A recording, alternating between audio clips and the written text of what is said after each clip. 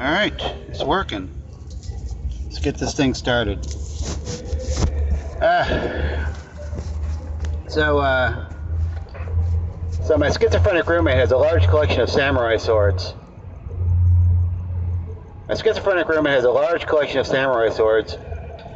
And he does realistic pawn illustrations of medieval castles. Anyways, I got home from work, and he was sitting in the living room blacking out dicks in a nudie magazine with a Sharpie. And I didn't care. Because I'm already there. There's a bunch of homemade Baphomet sculptures all over the place. Now, if you don't know what Baphomet is, that's the real name of the devil. 50 of them, homemade Baphomet sculptures. And he's got a 6-foot-high Grim Reaper hanging from the chandelier. Like, homemade. Also homemade Grim Reaper hanging from the kitchen chandelier. And he keeps telling me how sexually frustrated he is all the time. But I don't care, because the rent's $200. And you can't beat that in San Diego, right? So I get home. I just start watching Miami Vice, smoking a joint, drinking a beer. And I'm doing that. And all of a sudden I hear a voice from behind me. And the voice says, "Oh, damn." Like, "Oh, damn." And it was like the sanest thing I'd ever heard in this household. So I turn to look back at him, and I guess he's been obsessively blacking out the dick in this magazine for 4 hours or whatever. Like, he's been doing it a long time. He's turned a page in the Nitty magazine, and he's blacked through the page. He blacked through the page of the Nitty magazine. He keeps turning pages in here, and the reason he's doing this is he can't afford Asian and lesbian porn. Like, that's his big deal. He doesn't have a job. He can't afford Asian lesbian porn, so he gets all these cheap porn magazines that are like newsprint, and if he's blacking out dicks in it, he just blacked through the entire magazine. He ruined it. He ruined the whole thing. And he's getting all aggro because he's schizophrenic. This is like a crisis in his life. So I have to resolve this issue. And I gotta enjoy being stoned, right? So I get up and I look at him and I say, hey, do what everyone else does. Just imagine that's your dick in the Nitty magazine. You're having sex with all these beautiful women. Because that's what everyone does, right? When they look at these magazines. Like I would know. But he gets all pissed off. And he gets up out of his chair. And he says, "I'm not fucking gay, bro." And he reaches over me. And he turns to Def Leppard all the way up to 11. Because Def Leppard has been playing the entire time this has been going on. So I realize, this might be a crisis. So I get up, I get out of my chair, and I go to my room and I shut the door, and I climb through the window, and now I'm here. All right, let's tell some jokes. So I'm taking pills for my anxiety. So far it's been terrifying. All right. So, talked to my financial planner the other day. After going over the books, we decided my best option for retirement would be to take enough drugs to hallucinate a condominium. That way I could sell the condominium, buy more drugs, and hallucinate the 3-bedroom house with a swimming pool. It seems like a good plan, but every time I meet the financial planner, we do all the drugs and his office is still a coffee shop. So, anyways, we got into an argument. I said, why don't we just, take all the drugs and hallucinate more drugs, because that seems like the best option. We can eliminate the middleman, but that didn't happen. We just ended up living in Lakeside. So, anyways, I got a question for you. If the early bird gets the worm, but the meth bird stays awake, who really gets the worm? It's not a trick question. It's the early bird that still gets the worm, because the meth bird is never hungry. Thank you. Thank you very much. Where are we going with these jokes here? I have to do 10 of these in a row to set up my next string of thoughts. Oh, geez. So, Durex just came out with a condom that enhances male sensitivity. Finally, right, guys? And for added protection, each condom is wrapped in its own little apology note. Saw this news story out of Alabama. This man swallowed a live trout, and he died. He died of asphyxiation. Just goes to show you, not all people are pelicans. Where are we? People keep telling me I live in a bad neighborhood because I live there. It's not true. I live in a bad neighborhood because I sell baseball bats at the liquor store. Thank you. Thank you. Oh, let me see what my notes are looking like. It's tough. It's tough remembering all my stuff here. So me and my girlfriend have been having trouble lately with the love life. So she suggested we get into role-playing to spice it up, and I agreed naturally. So now twice a week, she pretends to be a waitress in a truck stop, and I pretend to be more attractive. Thank you. So on Thursday, I got so stoned I forgot my car didn't have any brakes. Before I knew it, I was at work. I think the hardest thing about being in the Illuminati is pretending you're not going to the meetings. No. I have a conspiracy theory. I think facts are conspiring to make me look idiotic. I've had my troubles with cocaine. I've had troubles with coke. You know, once it got so bad, I had to go, ended up going to an NA meeting. I was just so strung out. Went to this NA meeting. Had to leave my paycheck around almost 3 minutes before I got any coke. Thank you. Thank you. So people walk up to me all the time and say, hey, you look like you know a lot about buckets. And then I get insulted. So, you know, getting Divine to eat a warm dog turd in the movie Pink Flamingos was not the worst thing John Waters ever did. Actually, the worst thing John Waters ever did happened 2 minutes later when he said, damn, there's no film in this camera. Thank you. Thank you. So sometimes I look at the news that's trending and I feel responsible. I feel responsible. You know, like, I saw this, you know, it's because it's weird because the news that's trending is like, it's supposed to be the national news. These are like the top stories of the day in the news that's trending.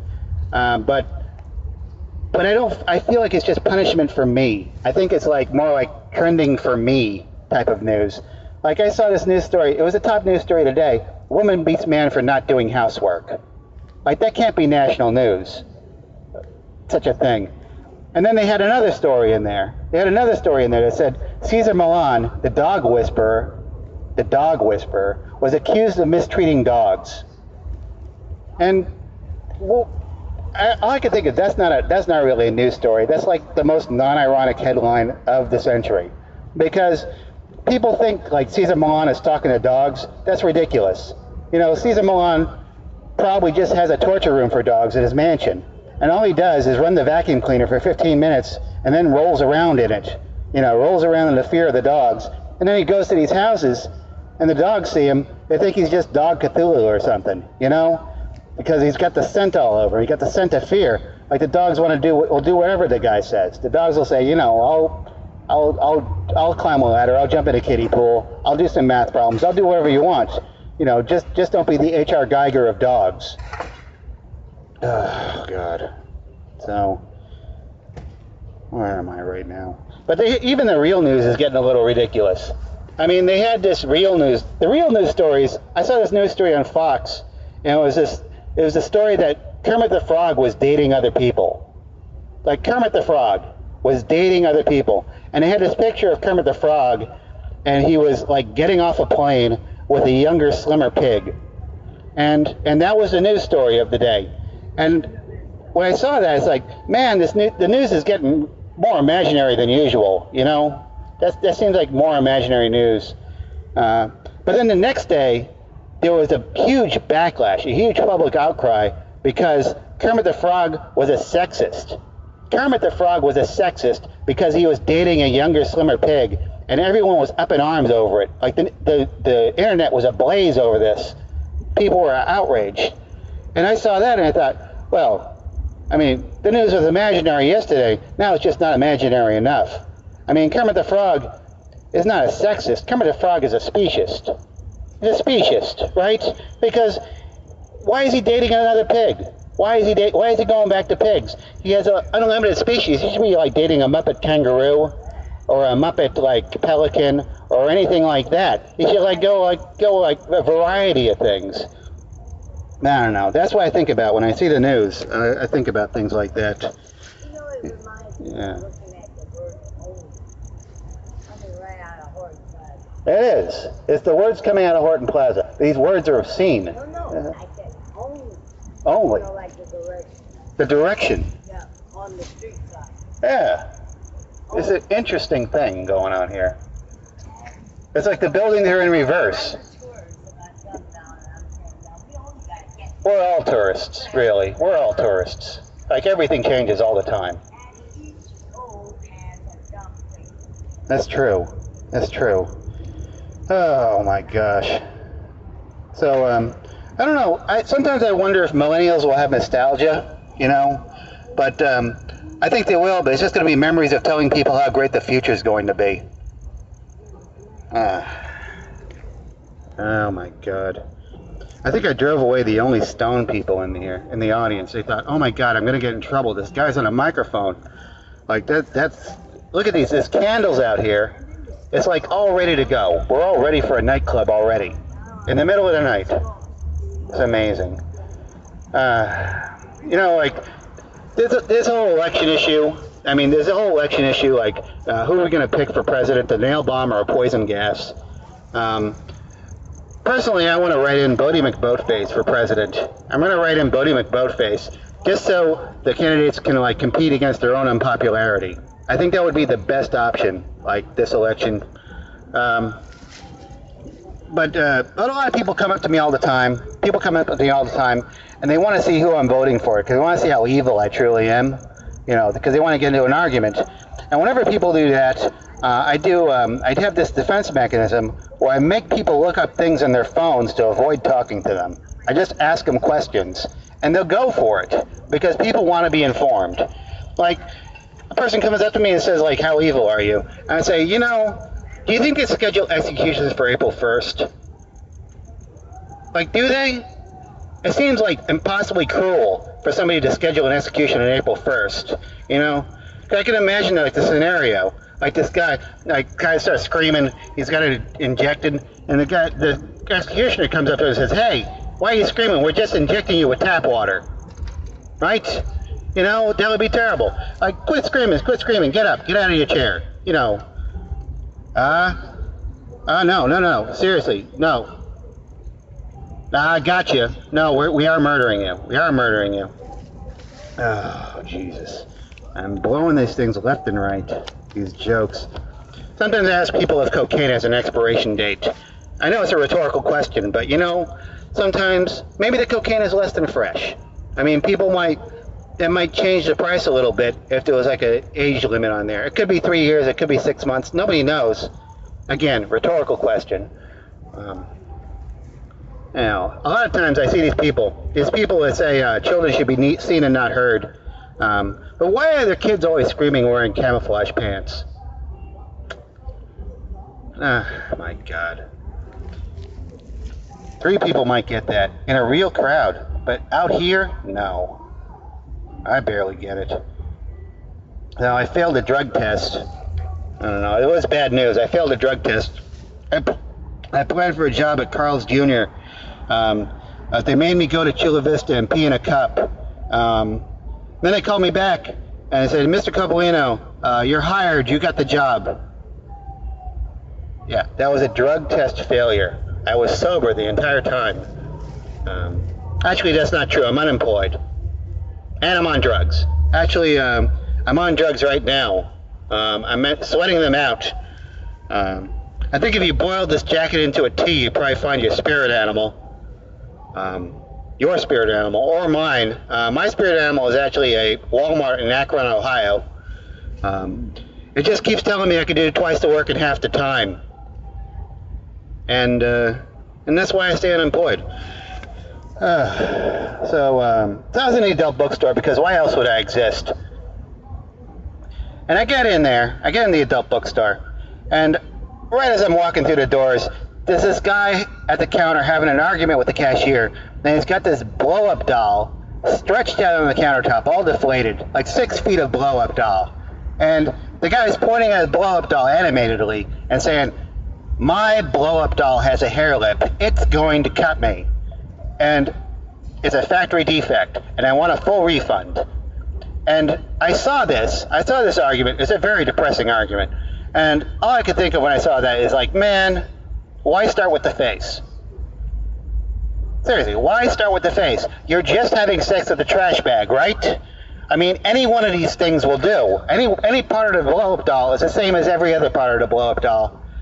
Really. Are you making aesthetic decisions about when you're having sex with a blow-up doll? I don't know. That seems even more depressing that you should have an argument like this. But you should, like, you know, make lemons out of lemonade if you have, like, a defective blow-up doll. I think if you were going to do that, you should just put it on eBay. It's an original factory defect. You know, I think you could drive up the price on eBay because, you know, David Fincher and Crispin Glover can get into, like, a bidding war against it. They could drive up the price 10 times. You could sell it for, like, $1,500. And lucky you, you know? I mean, but it's all irrelevant, really. It's all irrelevant. I don't know. I think if you are going to actually indulge in a blow-up doll, if you're going to do this, don't start with the face. What you do is you Kardashian the blow-up doll. You have to Kardashian the blow-up doll. Do you know what a Kardashian is, people? Actually, on the Urban Dictionary, Kardashian is a noun. It means a 72-day period of marriage. And that's the definition right now. But I went on Urban Dictionary and I actually changed that definition. I changed the definition of Kardashian into when you deflate your blow-up doll halfway and you roll it up, you roll up the head, you roll up the shoulders, you roll up the arms, you roll up the torso, like a tube of toothpaste. So you just have the overinflated ass and the legs for support, and then you have sex with that. And that's a Kardashian now. That's a noun. A Kardashian. That's a Kardashian. I don't know. You can upvote it. If you have a phone, you can culture hack right now. You can go on the Urban Dictionary right now and change the definition of Kardashian from a lame definition of 72-day period of marriage to deflating your blow-up doll halfway and having sex with it. I mean, that would be the best thing ever. It would change the world. I believe we should be the change we see in the world. That's why I'm out here, right? I'm doing these things. I'm changing things, I guess. I don't know. I can't change anything. I'm not on the internet anymore. I'm actually in reality. There's no real changes when you're out here in, like, reality in the air. I mean, you got to be in the ether. You got to be electronic. You got to be something like that. I don't know. But I have dreams. I have dreams. I have dreams of getting into Hollywood. You know, I study films. I study films, and I try to get better at them through dissecting the films and seeing, like, the underlying themes in them. Like, I mean, I don't know if everybody's probably seen Return of the Jedi, right? Everyone's seen Return of the Jedi. It's a classic movie. It made a ton of money in the 80s, in 1983. And recently, what they did is this. They changed Return of the Jedi, and they made it more kid-friendly. They put more, like, animated, like, characters in there in the scene with Jabba the Hutt, you know, to make it more kid-friendly in there. And they're all dancing around. They're all singing. They're having great songs and ooh-la-las and all this stuff. Even Boba Fett, like, starts dancing a little bit, like, doing a little, like, getting carried away. And it's all really nice and humorous and everything. But, I mean, they put all these kid-friendly elements in there, but they left a 90-second scene of violent strangulation in the middle of a kids' movie. It's like, have you ever seen a kids' movie with a violent strangulation in it? I mean, Jabba the Hutt dies horribly. Like, he dies the worst possible way. It's a horrible death. It's a horrible death. And, you know, his eyes are bugging out, his tongue's rolling around in his head, his tail's all flipping out. It's a struggle. It's a horrible struggle. And then Leia's sitting over him, like, strangling him with a chain. Like, just going after it. You know, like, with the legs all spread out. Like, she's got the Jane Fonda thighs going in there. She's got the Egyptian, like, bikini going on. And that scene, I don't know. I started thinking about it because I know a little bit about physics. And Jabba the Hutt is like the size of a killer whale. Jabba the Hutt is huge. And Princess Leia is like 100 pounds. And she's got her arm stretched out with this chain. All Jabba the Hutt has to do, Jabba the Hutt doesn't have to make any effort whatsoever. All Jabba the Hutt has to do is roll over. Like, roll. a quarter turn, and Princess Leia flies 20 feet because of inertia. You know, that's the thing. That's the thing. Sometimes I think I see this movie, Return of the Jedi, maybe the Jabba the Hutt's into this sort of thing. You know, maybe the Jabba the Hutt's into like get strangled by pretty women. I mean, it seems pretty gangster. Like, that's a gangster way to go out. That could be like the best way a Hutt can go out. Maybe it's traditional or something. I don't know.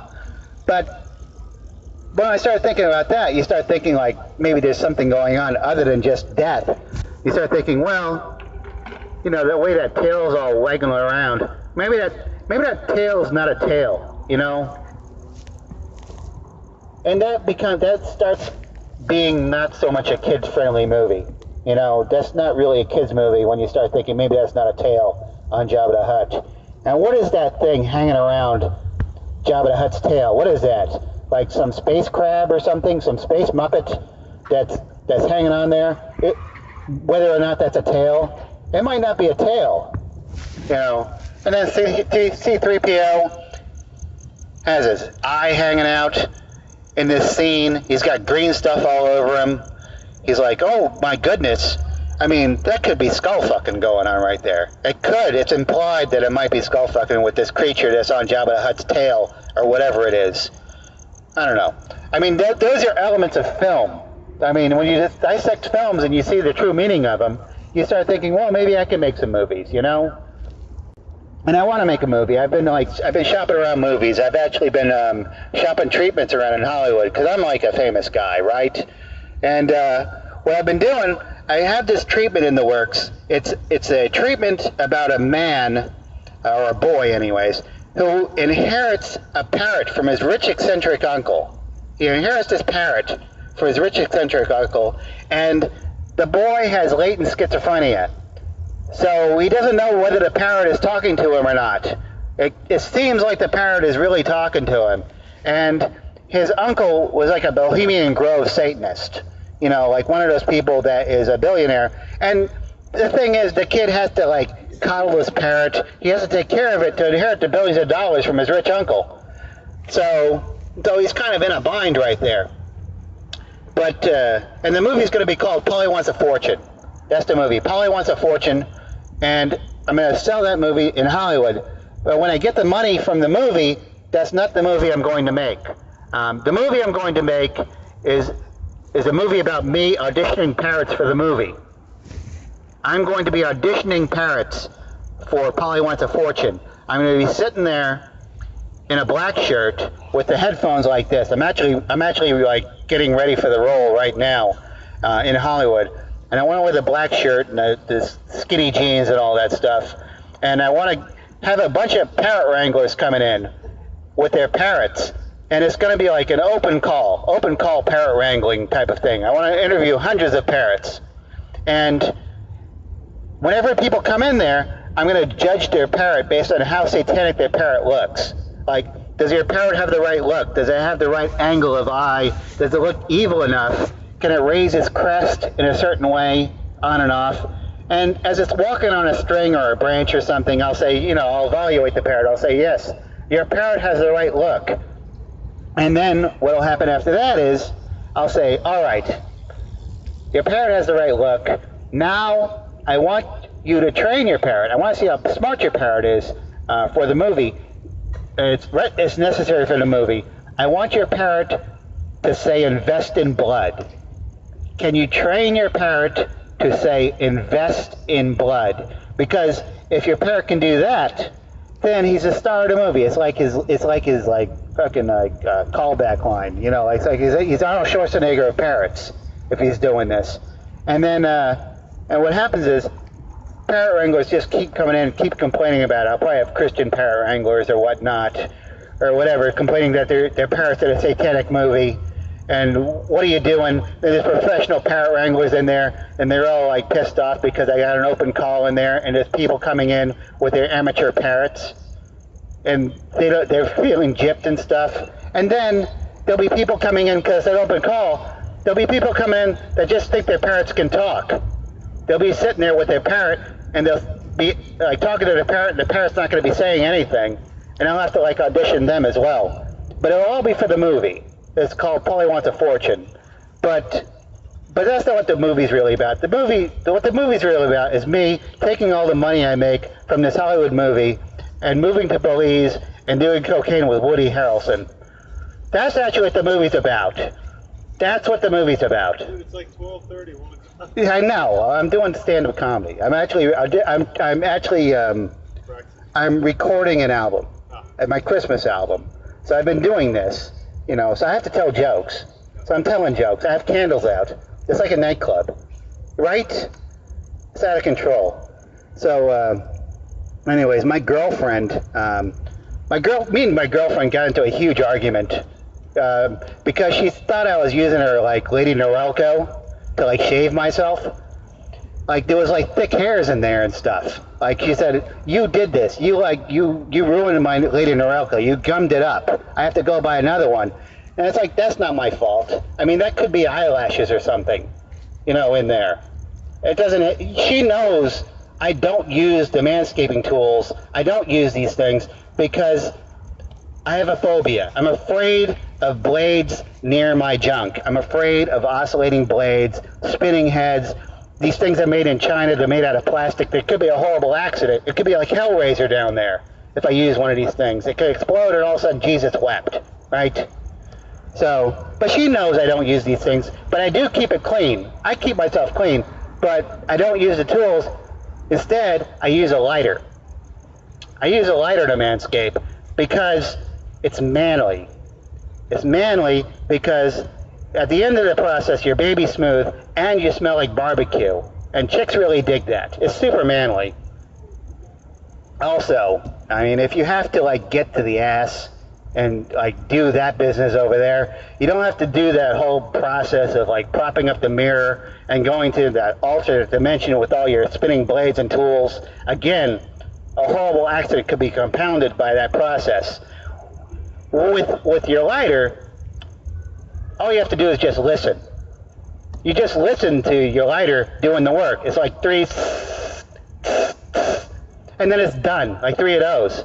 And your baby's smooth and everything. That's the whole process of that. I don't know. I've been trying to better myself. But I want to go to college. Everyone wants to go to college, but I can't afford it. So what I've been doing a lot of times is I've been watching educational television, getting all the educational television from the library, like CDs and stuff.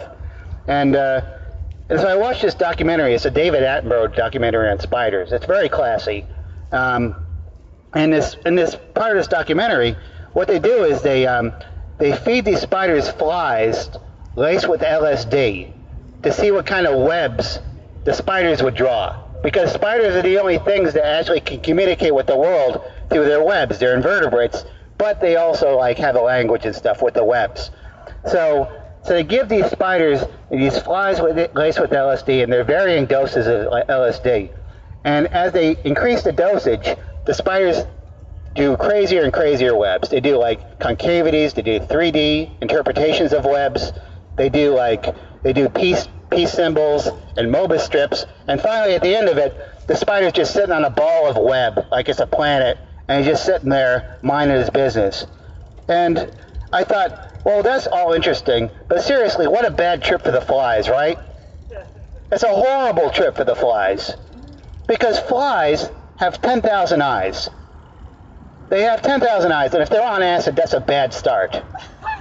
That's like the worst. There's so many trails, there's so many bulges, there would be so many patterns.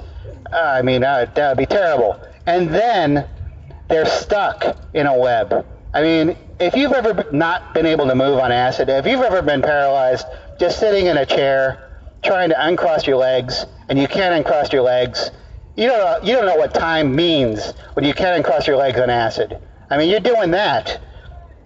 And then you get eaten by a spider. I mean, at that point, what are you going to do? The breathing exercises aren't going to work. The meditation doesn't work.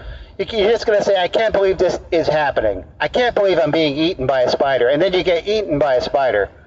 And it's like the worst for flies, But that's what I did when I came out of the house. I was trying to generate empathy for flies. That was my goal in life. And now I feel like I've done that. Also, as part of the documentary, it was a very classy documentary, by the way. As part of the documentary, they tested caffeine on the spiders.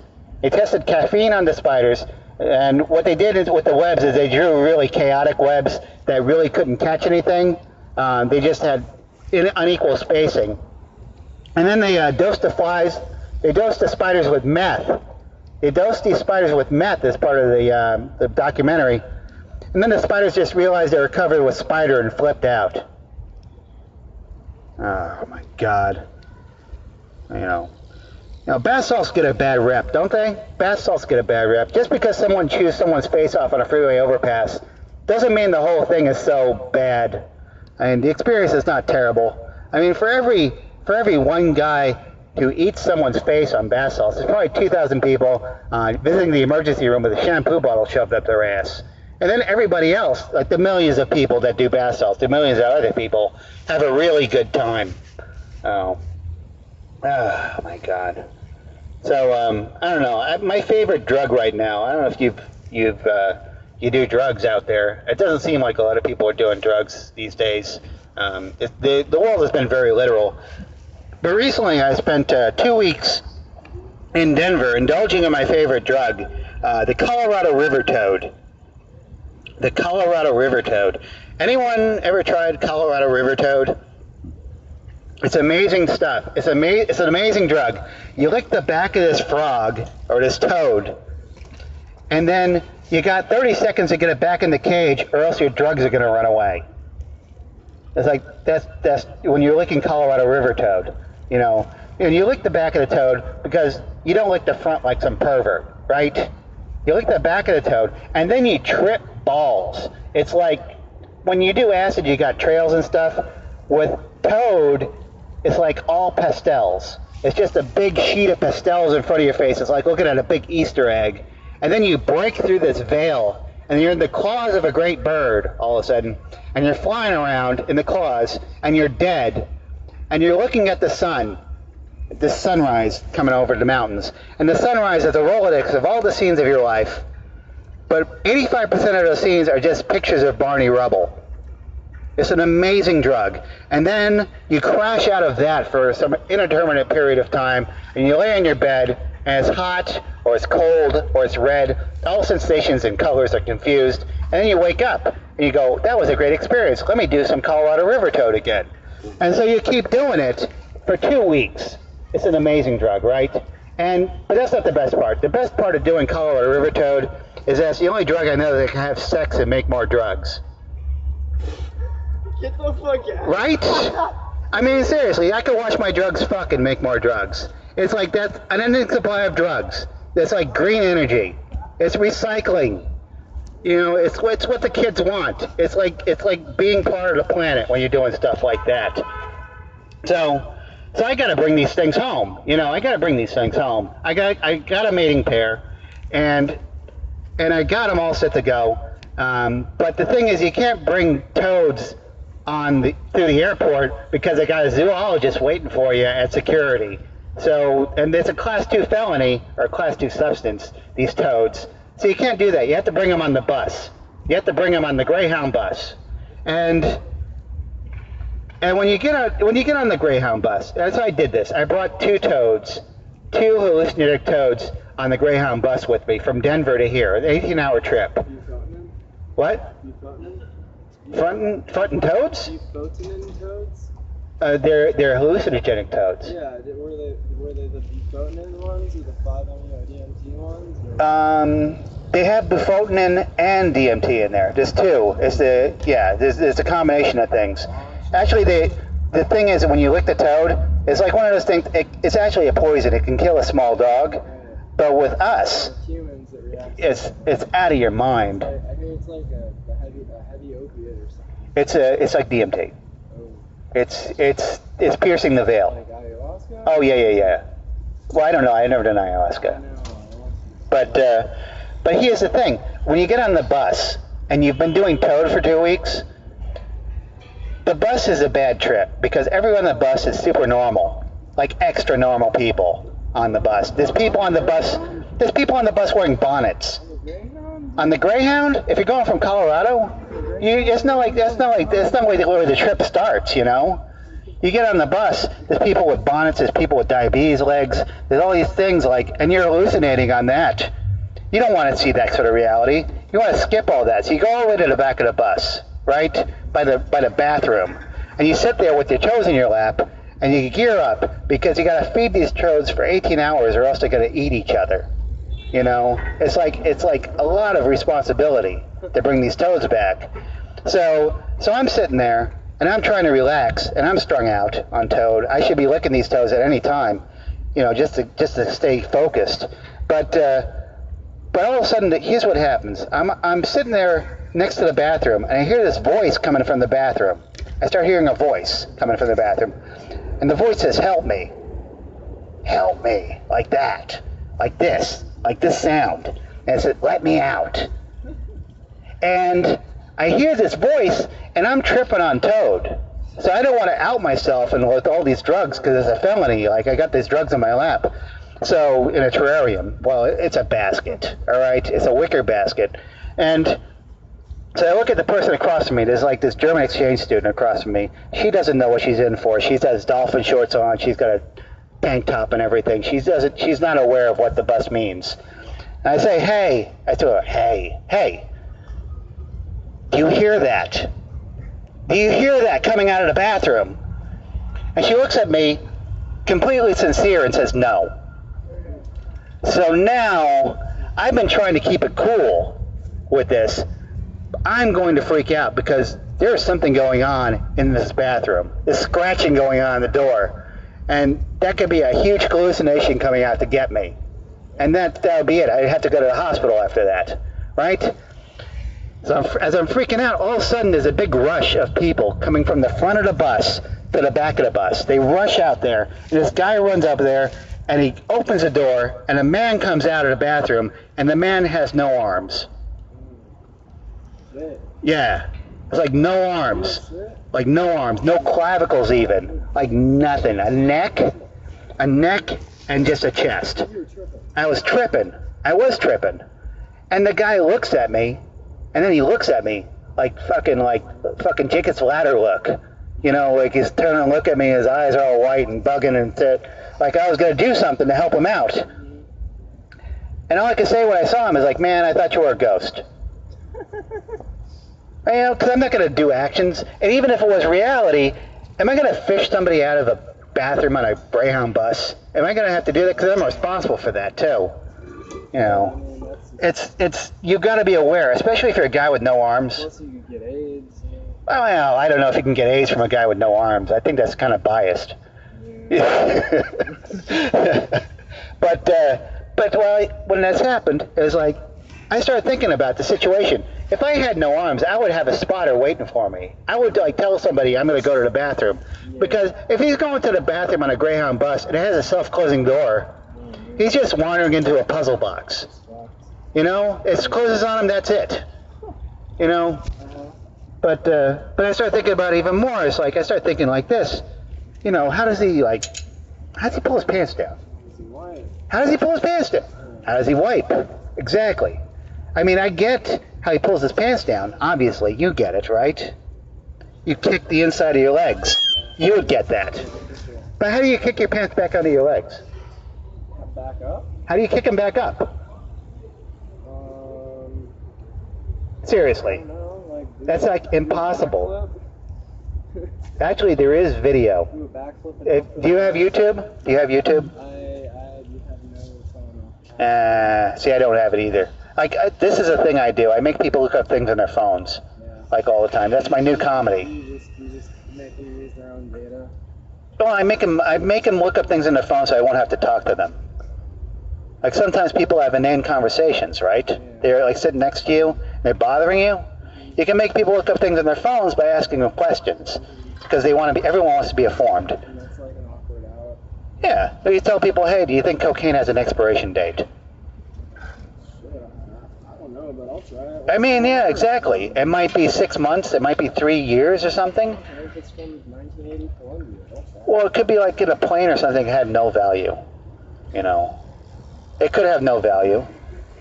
But it's important if you want to get like the right price on your cocaine. Because what if your cocaine is less than fresh?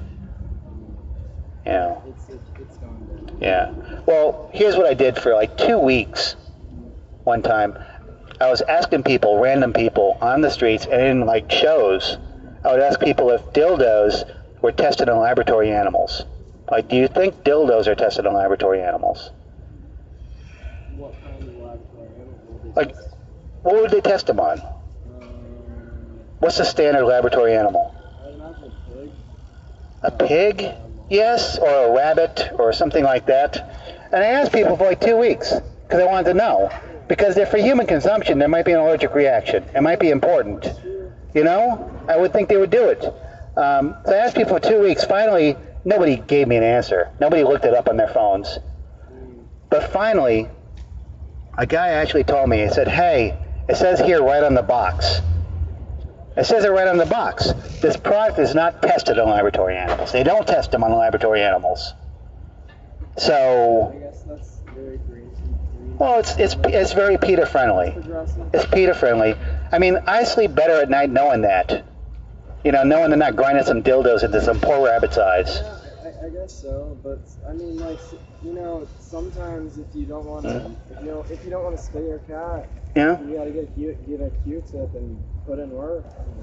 A Q-tip? Yeah, you get a Q-tip. You get a... There's directions online Yeah. on how to get your cat off that you don't want to spay with a Q-tip. You just gotta, Oh, get your cat off when it's in heat? yeah, exactly. Well, I mean, that's kind of a dildo, but it's like, I mean, it's a little messy, I guess. I would think so. I mean, they would spray her. No, the females don't spray. I mean, who would do that, such a thing? It's like that South Park episode. Yeah? Where, have you seen that where everyone's like huffing cat piss? Oh, I remember that. I remember that. But I think it would be a cruel thing to do to your roommate is like use their toothbrush on that. Oh. That would be horrible, wouldn't it? It's like, my breath wasn't like that yesterday morning. If you have terrible roommates, I sometimes have terrible roommates. I mean, I have a roommate that plays Def Leppard all the time. Like he goes on Def Leppard marathons. He plays it for like 24 hours, like at full blast. And I have to leave the house. And when I have to leave the house, I got to go to an anarchist squat. A what? Anarchist squat. I go to an anarchist squat, like a punk rock squat. And I had to do it recently. And when I went over there, the couch was sticky. Like the couch was sticky. I mean, the guy said, oh, you can sleep here, but people had been sweating on that thing for years. So I wasn't ready to like deal with that. Yeah. So I went and got some Mexican food. I came back, and then I had to go use the bathroom. But here's the thing. There was no toilet paper in there. There was no toilet paper in there. And I went searching for things, looking, and all I could find was Q-tips and tampons. Wow. So I had to use my own sock. Ingenuity. Well, have you ever wiped your ass with a sock? I mean, you ever had a valid reason to wipe your ass with a sock? I've ripped up a shirt before, but no, not a sock. Really? Yeah. Have you had extra shirts? No, I just kind of. You just did it. It was Yeah. like, it seemed like I'd have a lot more. It seemed messier than. Well, you used part of your shirt. You didn't use the whole shirt. Yeah, exactly. You know. You rip off the sleeve. Yeah, that works. That actually is better. Then you gotta cut off. Yeah. Oh, you got one side cut off. Do you cut off both arms when you do that? I mean, you have to. You have to. I mean, like when I used my sock, I used my sock, and then like the next morning is like, I had another emergency. I said, oh, I just have another sock. That's the same way because you don't want to go be the guy that goes out of the house with one sock. Like, how are you going to get a job like that? Right? How are you going to make an impression on people with one sock? You got to be the guy with no socks. Like, if you're going out of the house with no socks, you could pass yourself off as Jimmy Buffett or something, right? Or a real estate agent, or a cocaine dealer, or any guy from the 80s. It's a rational thing. Anyways, I've been recording an album right here. I'm doing a comedy album. I'm actually trying to sell this thing, possibly, but who knows? You don't know what's going on. But I have to do my big closer, all right? So my big closer, I have life coaching advice because I'm a life coach. I'm certified. So I'm going to give people advice, all right? You advice. So first off, If you're planning on smoking PCP anytime soon, no, I don't have any PCP. But who plans on this, right? If you're planning on smoking PCP, it does. But if it does come up, remember to turn off your cell phone. Oh, dude. It's important. That's like the #1 rule of like mushrooms, acid. PCP. Yeah. Exactly. I mean, seriously, because if you're wandering around opposites naked and you're trying to buy ice with a handful of sticks, the last thing you need is a call from the office to ruin that. That's your time, right? That's your existential experience. You gotta use it up. You gotta use it wisely. Also, here's my last bit of advice for you. All right. Now, if Morpheus from the Matrix series ever shows up, and he gives you this choice of this red pill or this blue pill, right? Yeah. He gives you the choice to choose which one. I want to take both. You're right. You are right. You're ahead of the game right here. You jack the fool and take both pills. You make it a purple pill. Exactly. Right? Yeah. You've been through this seminar before, obviously. I haven't, but I've done a lot. But you are right. You are a true drug ethical. You're ethical about this stuff. I'm a psychonaut. I like that. Explorer of the mind. I like that. I think we've had common experiences.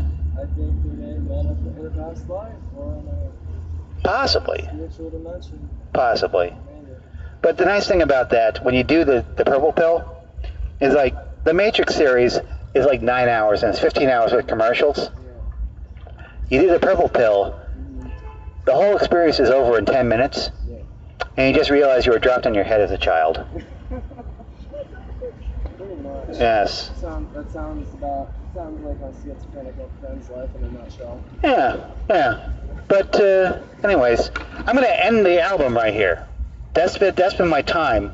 I've been Mike Coppolino. I'm doing comedy. You all have a good night. Enjoy. Pleasure to meet you. What's your name? I'm Shane, man. Shane. Mike. Yeah, Mike. Yeah. Mike. What was your last name? Coppolino. Coppolino? Yes. How do you spell that? Coppolino. Actually, I have little booklets for sale. Okay. If you're interested in the whole experience. Dude, I'm so broke, man. I can't even afford drugs right now. That's terrible. All right.